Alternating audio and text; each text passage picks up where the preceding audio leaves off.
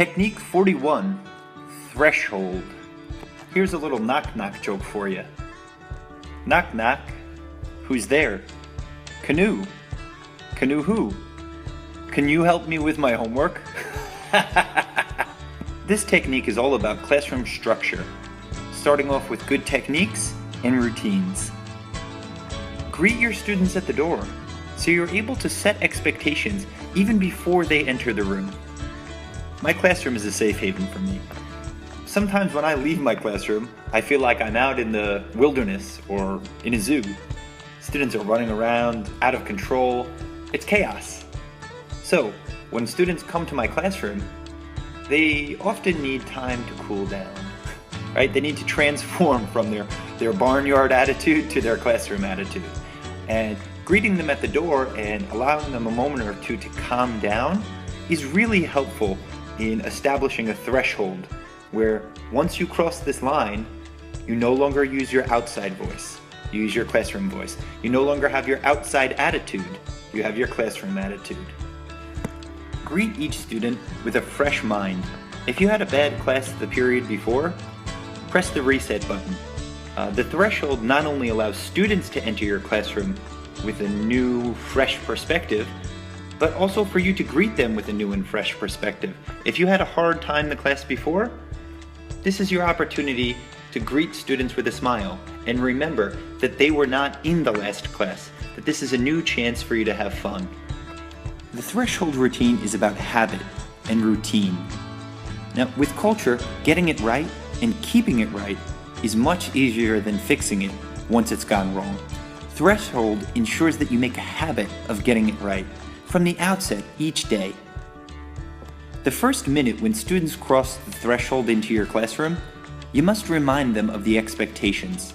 It's the critical time to establish rapport, set the tone, and reinforce the first steps in a routine that makes excellence habitual. And here are a few steps that I think every threshold should include. Ideally, you'll find a way to greet your students by standing in the physical threshold of the classroom, astride the door, taking the opportunity to remind students where they are. Right? They are with you now. No matter what the expectations are elsewhere, you will always expect their best.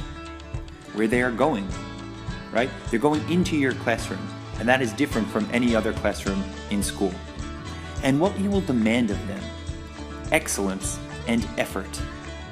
Now, to me, all of these things are accomplished by the very first action that you take, giving them a good, firm, crisp handshake. Typically, each student who enters your classroom shakes your hand, looks you in the eye, and offers a civil and cordial greeting. Use this greeting as a chance to engage students. Keep it brief, but try your best to build a rapport with students. You might want to compliment something that's changed. Maybe they have new glasses or they've gotten their hair cut. You want to compliment their preparedness. Maybe they brought their pencil case or their textbook. Whatever you choose to do, make sure that the compliment or the observation is heard by other students, not just the person that you're greeting. Of course, you want to make sure that you're building rapport with the one student, but you want to make sure that everybody else sees how important that student is also. Threshold is also a great opportunity to set expectations by correcting weaknesses. Maybe a dead fish handshake, right? Untidy attire or lack of eye contact. And fortunately, this is easy to do since threshold allows for its own simple implicit consequence. Get it wrong, and you go to the back of the line and try it again. And when you meet the expectations of the room, you enter on good terms. Now, threshold is not the same for everybody. It will naturally take on a tone and feel in keeping with your own tone and style. It can be outgoing or quiet, warm or crisp.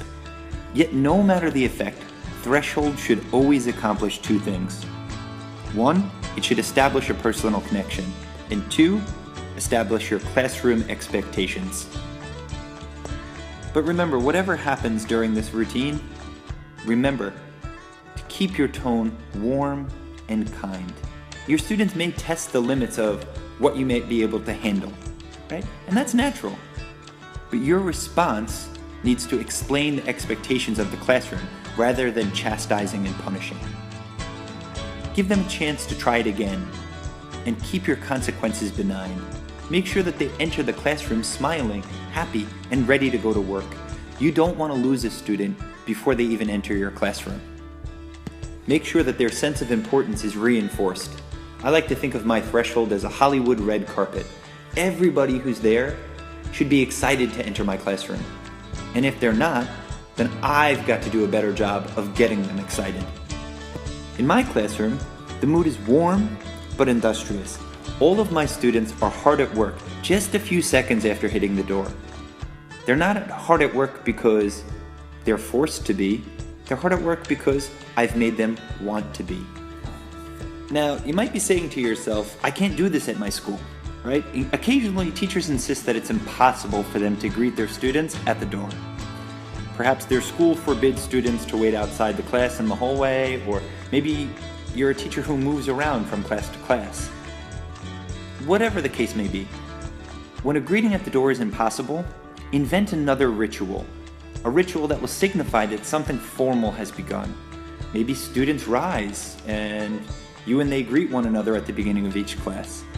The point is not so much the doorway as the power of the ritual to help kids see that your classroom is different from the other places they go in school. I start my day off the same way every morning. I wake up and I go to the gym. Now this accomplishes two things for me. One, it allows me to get the worst part of my day finished with early.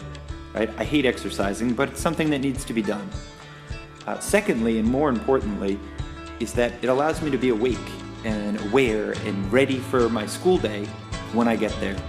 If I'm up 2 or 3 hours before school starts, I've got a lot of energy, and I can really pour it on during my classes. Similarly, when students are greeted at the door, when they start the class period off energetically and properly and with a pat on the back, with enthusiasm, they're much more likely to carry that attitude throughout the class so that when they start strong, they also finish strong. Good luck and cheers.